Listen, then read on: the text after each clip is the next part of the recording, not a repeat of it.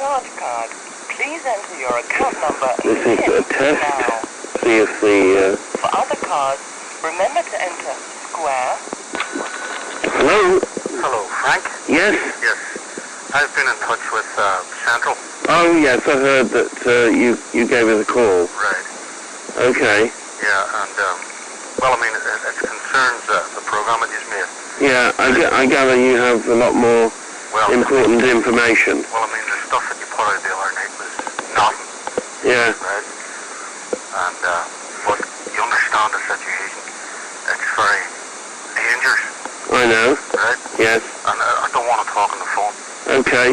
Where could we meet that is safe? You say somewhere.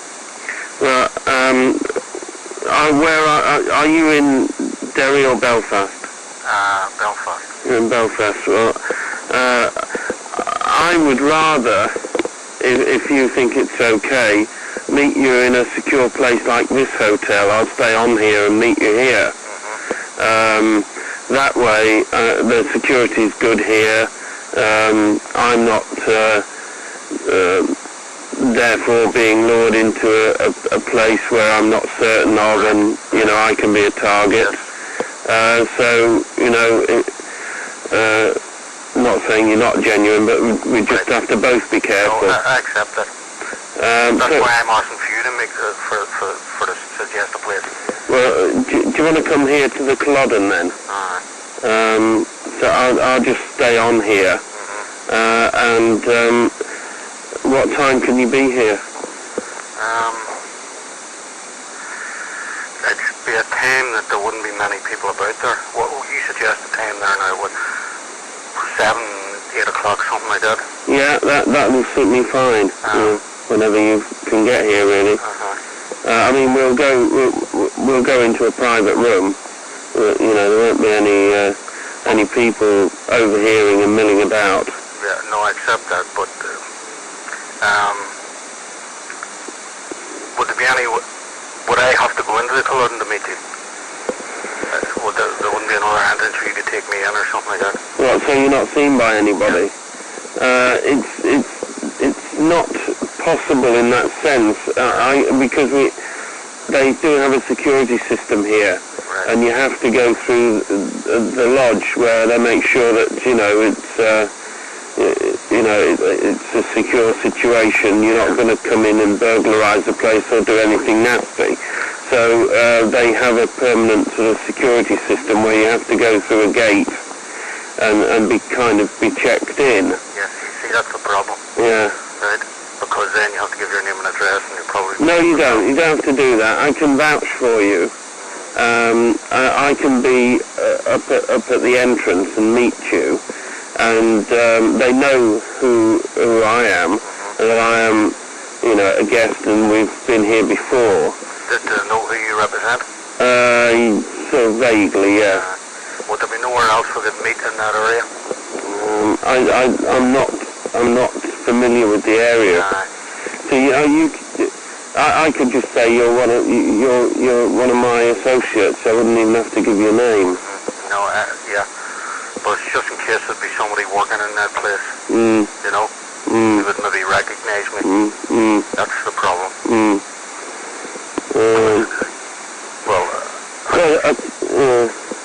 Difficult. Yeah, I know. Yeah. Well, there's a car park outside. Do you know the Culloden at all? I just know the main entrance. Yeah. Well, in that where you turn in, there is an outside car park. Right. I could move my car out into the car park, and you could wait. We could sit in the car and talk. Right. And that way you wouldn't have to come into the grounds or be seen by anybody. Right. That would do lovely. Okay. Yeah. I'd rather do that at 7 o'clock if you can. Right. I'll be there at spot on 7 o'clock. Right. Let me give you the details of the car. It's a grey Peugeot. I'll just try and get the number. Hold on, I've got the car key somewhere, and it'll tell me the number on it.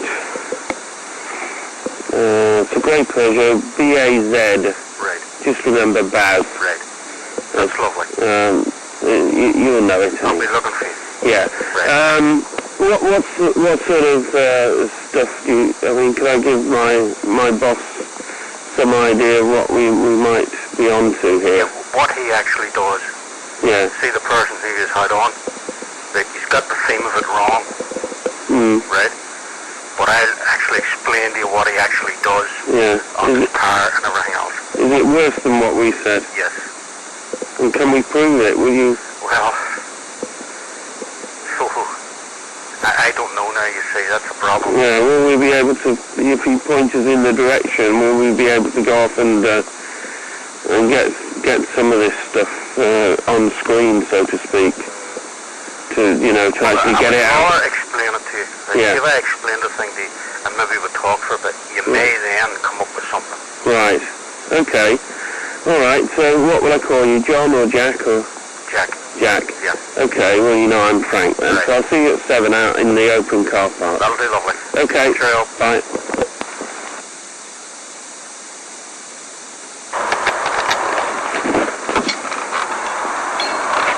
Hello, take it you're Jack? Yes. Come in. The window. Have you a car over here? Just in case two people turned up, that was all. We took some advice. Okay. You know, if a couple of lads turned up, not you know, to lock the doors and pick up quick. So it's just my boss over there making sure I'm not in. He's not photographed or anything? No, he's not. I can ring him and call him off if you like. Aye, would you please? Yeah. Look, he's got his mobile phone. Oh, is that the phone in the room? Oh, is that? Oh, right. All right. I was after someone else. Okay. Bye.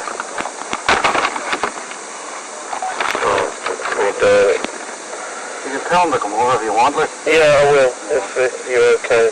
He's the producer of the program.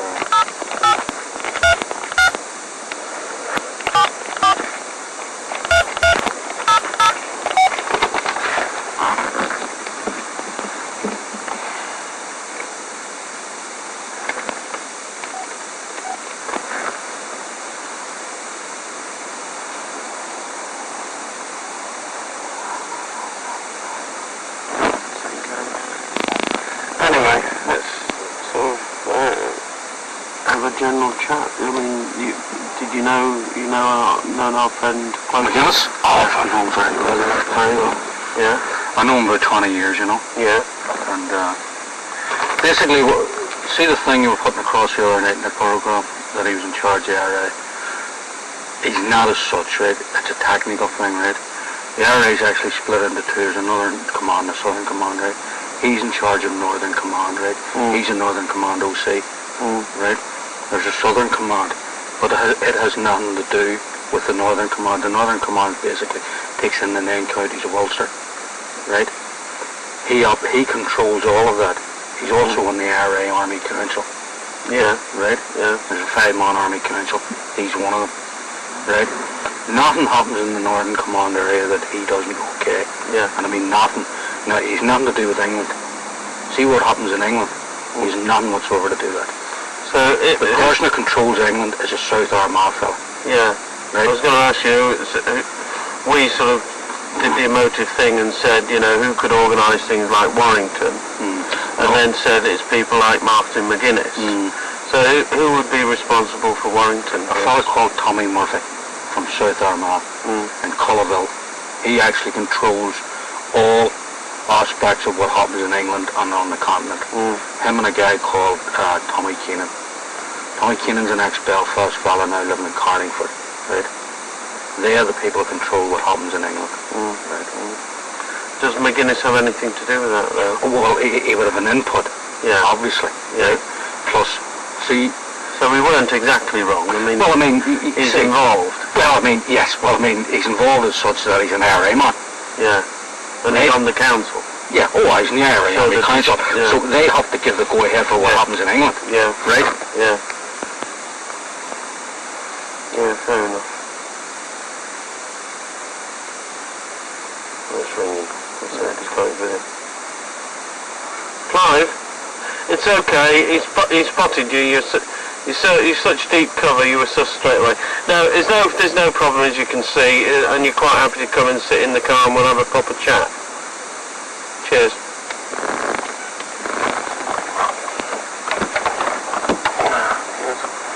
Well, you may as well save the rest till Clive gets here. Basically, I felt that, see the programme itself, it didn't go deeply enough, right? Now, if you want to take in Martin McGuinness, you have to take in a couple of other people. Yeah, that was one of the problems, that we have a lot of evidence on people like Hugh Brady and so on. No, not Hugh Brady. Hugh Brady.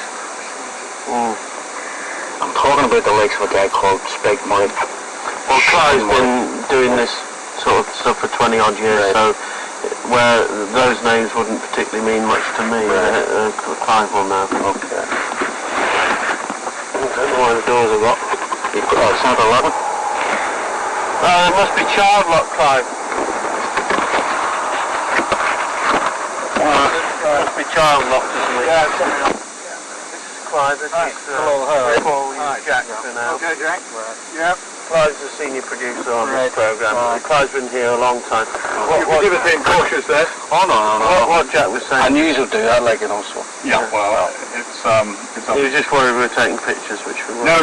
No, I thought that. We're really interested in moving pictures if we're doing something like this. What Jack was just saying is that there are other men, not the Hugh Bradys, that No, Hugh Brady's are equally you know what I mean? You don't top guns like McGuinness. No. If I was explaining what you're saying, Frank. I was explaining to Frank, right? McGuinness is on the RA Army Council, right? Yep. He also controls the Northern Command, Yep. which takes in the 9 counties of Ulster. Right. That was formed in 1977 by Ever Bell, right? Split Northern Southern Command, right? There's a 5-man Army Council which McGuinness is part of, right? Nothing happens in Northern Command that McGuinness doesn't okay. But there's another person there too who's sort of, I would say, more military involved in Northern Command. He's his adjutant, a fella called Sean Spike Murray from Beachmid. Do you know him? You know of it. Right. Anything that would happen, Murray would have the say-so, right? Would okay it with McGuinness. He meets McGuinness about once, twice a week in Belfast, right? This is a regular arrangement, right? McGuinness would come into Belfast. It used to be he'd come into Belfast on a Tuesday, right? Every week. He stayed for 2 days. Him and Murray would do what they have to do, right? But what they've basically done is they've cut up the Northern Command area, right? Murray's more or less looking after Belfast. Since Danny Morrison went down. Or before. No, Donny Morrison had nothing to do with it. Right. Nothing to do with it. He was director of publicity, but he was also in the RA Army Council. But he no balls. Right. That's basically, right? Right. He was a pen pusher, if you want to put it that way, right? Murray, since he came out of jail, he's out of jail about 7 years, right? He's adjutant of the Northern Command, right? Operates under McGuinness.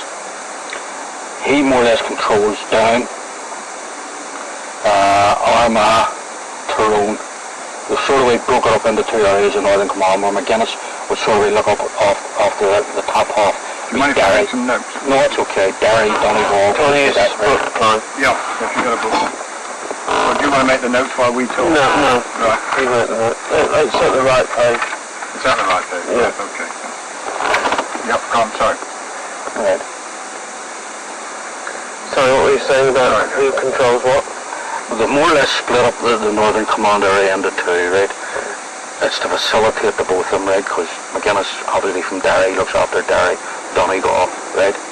That takes Northern Command consists of how many? 9 counties? 9 counties, right? You have the 6 counties of Northern Ireland, plus you have Donegal, you've, I'll just tell you, you have Donegal, Cavan, and Monaghan. Sorry, you have more than 9 counties. Sorry, it actually takes in 12 counties, because you have Louth, you have Leitrim. That's 11, isn't it? And Louth, Leitrim.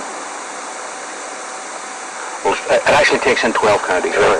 But McGuinness is overall control of Northern Command. He is a Northern Command OC. Yeah, Right. right. Now, it was talked about that McGuinness... But I don't think Clive was here when you said he's on the Army Council. No, there's a 5-man Army Council, and he's one of them.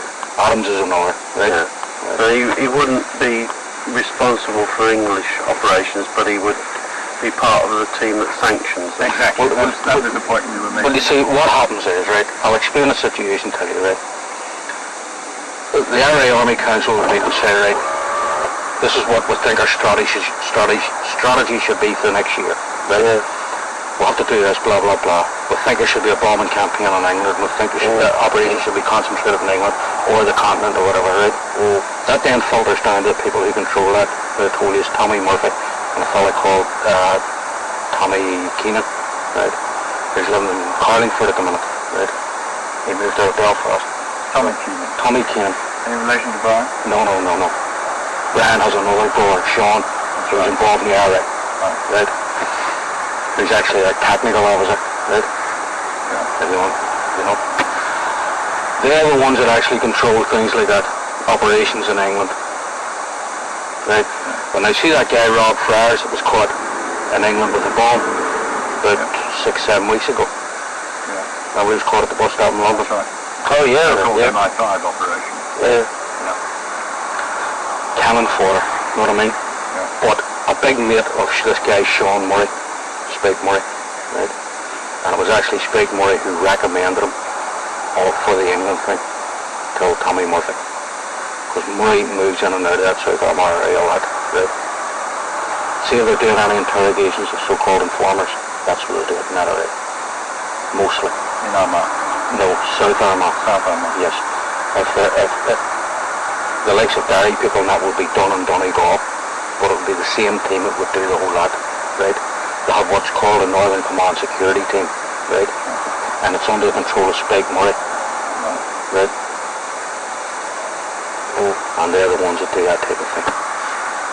So as I was trying to explain to you, by just saying McGuinness, I don't think you went deeply enough into it, you know what I mean? Well, Because it was, not, you know, it was one of the difficulties. We had other people in the frame, but you know, in TV terms, it gets very confusing to the viewer.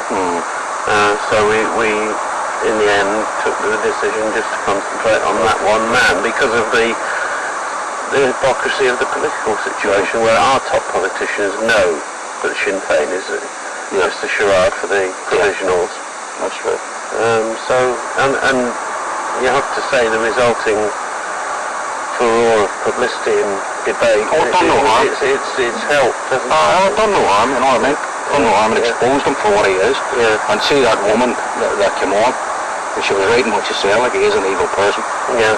Mrs. Hegarty. Yes, because he gave the go-ahead for Frank Haggerty, right? Frank Haggerty, Can I ask you how you know that, Jay?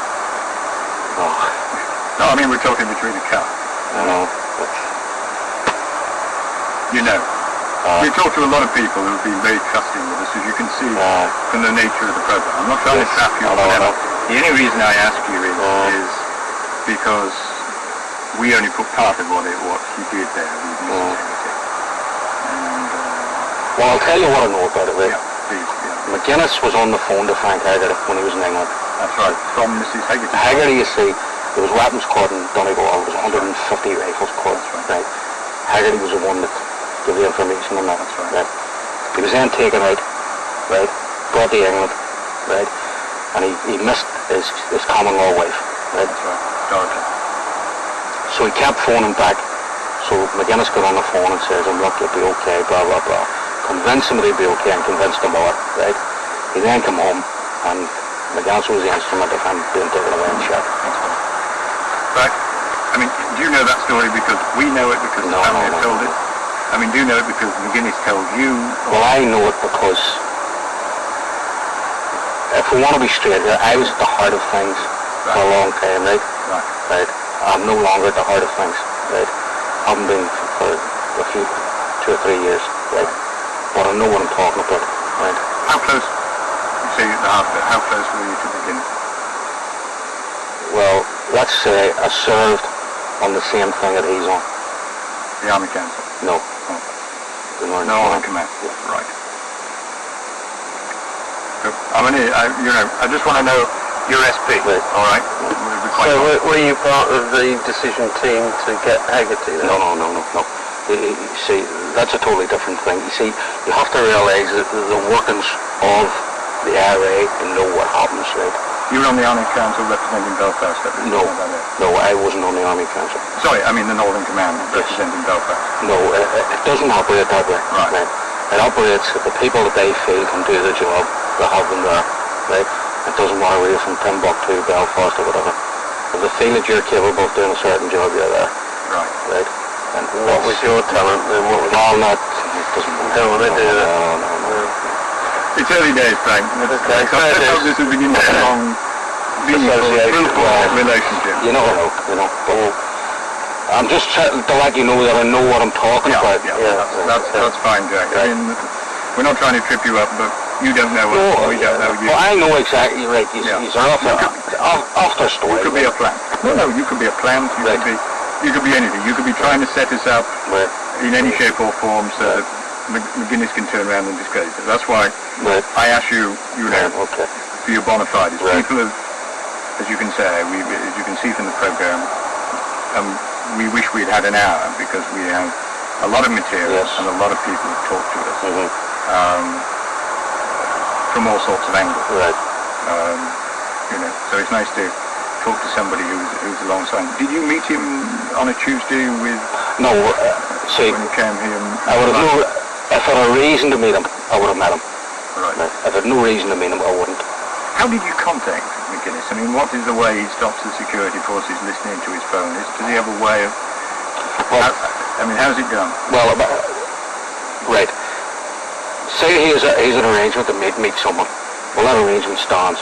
If you want to meet him, what you would have done was go up to Derry, right? Went to the Sinn Féin Centre in Derry and get somebody to get him, right? You wouldn't have talked in the Sinn Féin Centre in Derry because they think it's bugged, right? So you'd have went round to a house somewhere, right? Yes, in the Bogside or something like that, right? And talk there. That was the crack, right? They don't talk in the centres, right? No, I'm sure. Right. Now they do a lot of business in their centres, but hard IRA business they don't do. Right? They do, like, if you want to talk, it might shock you, we're going on all stuff about kneecapping people and stuff like that, that's done in their centres, you know what I mean? But not actually going out to murder people and stuff like that, right? That's never done that. But the truth that they are interrogation centres, the Sinn Féin centres, and used for kneecappings and other things, and kangaroo courts. Well, what would you say about kangaroo courts? Well, what do you mean by kangaroo court? Well, what we would call a kangaroo court, which is not an official court, where people are having been. Paul McGavin said he was taken there and interrogated and beaten and held. No, I would doubt now that that's true of what he's saying. What could have happened was he was taken there initially, and then from there somewhere else. Right. Now they wouldn't interrogate him in that centre. He wasn't held. He was taken there the second time he was taken there. Right. The first time he was actually taken to another house and bundled into the back of a car and stripped. Right. But he's not, as I said, he's not the only one that we've got talking to him about. Well, that's the start. See, when they have the standard procedure is to strip them and debug them. Right, just to see if they're wired up or whatever, right? And they usually put a boiler suit on them then after that, right? Put them in a chair facing the wall, right? And then go from there. And then go for the arms. Well, now, see where people saying now that they use a lot of violence? They don't really. Physical violence they don't use. Now, they use mental violence, obviously, It's become psychological. Exactly. It's a psychological thing, you see. They get you into the room, they blindfold you, right? Strip you, they have you sitting there, right? Maybe the room's cold, they make you all sorts of promises, right? And everybody being what they are, everybody's a breaking point, and they think they're going to go home, but they don't. What is McGuinness up to at the moment here? Do you know? Well, he's still the Northern Commando, see? Right. But this is what I was trying to explain. There was a decision taken 4 years ago that McGuinness was going to step back from things, on the military side and take a more political role. Why was that? Well, what was happening was Sinn Féin wasn't... See the popularity it had, say, if you want to put it in the early 80s, right? It started to wane, right? And they were realising this. McGuinness, he's fairly popular in Derry, right? Because he won the election up there and all that crap, right? So what they decided was that he should have a bigger role within Sinn Féin alongside Adams, right? Try and get the Sinn Féin going, G up into it, right? So this is what they were grooming your man Sean Murray to take over as OC of the Northern Command. Right. And what you basically see now is that Murray has more or less taken the reins of Northern Command. Right. And McGuinness has more or less stepped up. McGuinness has still the okay everything, right? But he's more or less stepped back and is more in a political role. But he's still in the IRA, deep there, you know, very deep. Are you close enough this week to know what the reaction has been within those circles to the Cook report? In those circles? Yeah. Well, I was talking to a couple of people today now, but they wouldn't have no connection with McGuinness, right? And they're livid. Obviously, they're putting this thing out that it's British propaganda, blah blah blah. They have to do that, right?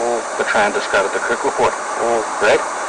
But I think with Mrs. Haggerty, with work, a couple of other people, I think that was the damaging ones. Yes, very much. Yeah. I think it was going to be super crasses.